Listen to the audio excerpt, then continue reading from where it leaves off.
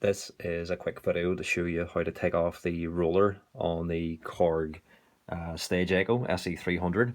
Essentially, I have this one off already. It should be in here.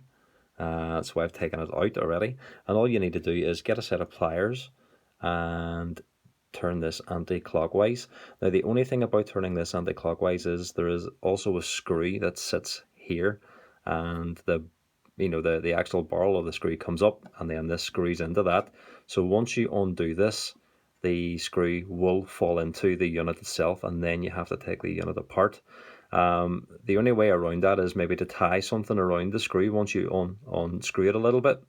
I tried to do that, but it just didn't work. The screw fell through. There wasn't enough tension to hold it. So what I have to do now is I have to open up this unit. Not the end of the world. There is 6 screws to do that, and have a separate video showing you how to do that, if it does happen to you. But yeah, so this is what it looks like when it's off. And this is the new one in there. And what I would do is when you take it off, basically it comes off in 1, 2, 3, 4, 5, 6, 7 different pieces. So line it out, that's the first piece off, second piece off, third, fourth, fifth, sixth and seventh. So then you know exactly what way they go in order again. And essentially your tape will run through that, and this is just a bearing essentially, and it'll run through it nice and smooth.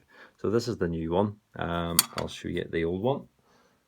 The old one is this. So this is actually the part that you're replacing.